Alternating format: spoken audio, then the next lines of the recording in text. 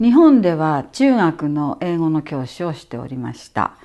それで私の親友が大学時代の親友なんですけれども、ご主人がシェルに勤めていて、で転勤になって、で日本で英語の教師してて一回もイングランド見たことないのってこういうイギリス人も知らないのってこう言い出して、でいらっしゃいよってで言われまして、それでどうせ来るならね1週間とか2週間とかで嫌だなと思って、いっそのこと全部清算して仕事を辞めて来ようと思って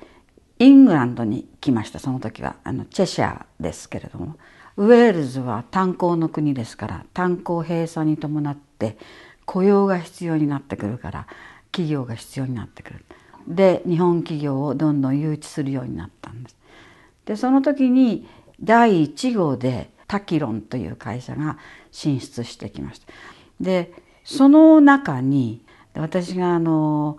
日本で非常に親しくしている人が一人入っていて、ちょっと見に来なさいよと、南ウェールズなんて来たことないでしょっていうか、旅行のつもりで来たところが会社の方たちがそこで待っていてくださって、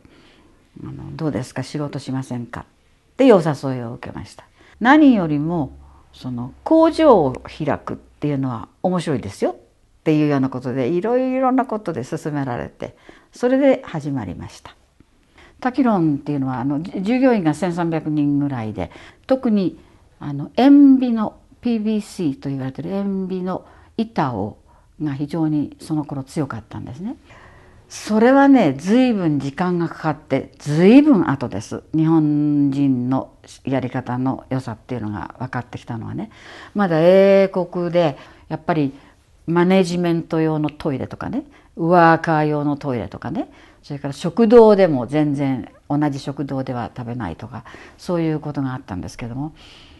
タキロの人たちが来た時にはトイレも偉い人も日本から社長が来られても会長が来られても同じトイレに入られるし、それから会社の食堂でしたらば隣の席に会長社長が一緒になって偉い方たちが一緒になって食べたりって、それでこれはなるほど、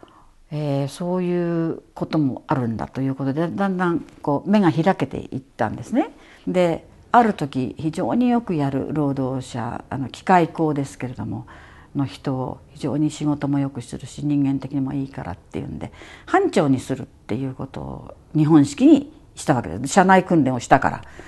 ところがその人にしてみるとね、どうして自分が班長になるんだってことは分かんない。イギリスの昔の考え方で言ったら班長とか何々課長とか何々部長とか横からパッと来て資格のある人がパッと仕事を取るわけですからね。そういうでワーカーはワーカーでずっと下でいるわけですよ。だけどそういうことがなくて社内訓練をしながら社内の中でだんだん上げていってもらえるっていうことに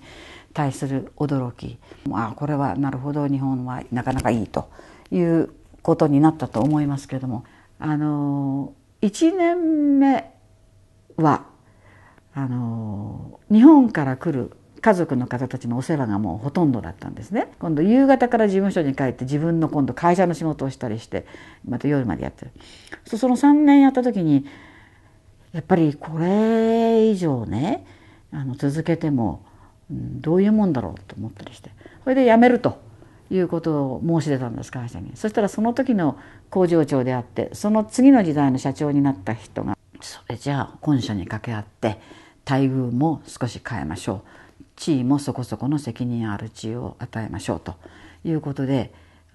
管理職の地位をくださって、それでその次には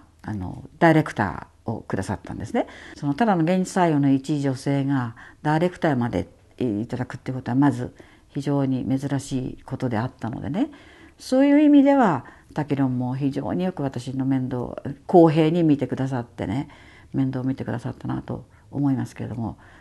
で結局会社自体が2001年の2月で完全に閉めましたから、でそれと同時に私はリタイアというの